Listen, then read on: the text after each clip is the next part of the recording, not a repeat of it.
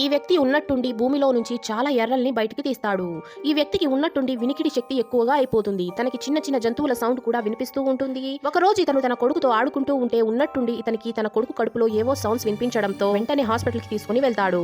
Doctor scan చేసి పిల్లాడి కడుపులో సూపర్ వైరస్ మొత్తం స్ప్రెడ్ అయిపోయింది అని చెప్తాడు. కొన్ని రోజుల్లోనే ఆ పిల్లాడు చనిపోతాడు.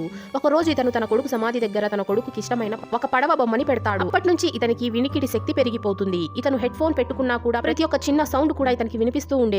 తన వైఫ్ తో పార్టీకి వెళ్ళినప్పుడు కూడా తనకి నచ్చదు. అయినా కూడా తన వైఫ్ హ్యాపీనెస్ కోసం హ్యాపీగా నటిస్తూ ఉంటాడు. అతని బాస్ కూడా తన పని సరిగ్గా చేయడం లేదని అరుస్తాడు. బాస్ టేబుల్ పైన వేలుతో గీకడం కూడా ఇతనికి అస్సలు నచ్చదు. ఒక రోజు ఇతనికి గోడ లోపల నుంచి సౌండ్ రావడంతో గోడని బద్దలు కొట్టి చూస్తే అందులో ఎలుక పిల్లలు ఉంటాయి.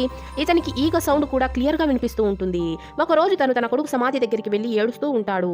అప్పుడే ఇతనికి భూమిలో నుంచి ఏవో సౌండ్స్ రావడంతో అక్కడున్న గడ్డిని మట్టిని ఎత్తి చూస్తే లోపల చాలా ఎర్రలు ఉంటాయి. ఇలాంటి శక్తి వస్తే మీరేం చేస్తారో కామెంట్ చేసేయండి. వీడియో నచ్చినట్లయితే లైక్ చేసి ఛానల్ ని సబ్స్క్రైబ్ చేసుకోండి.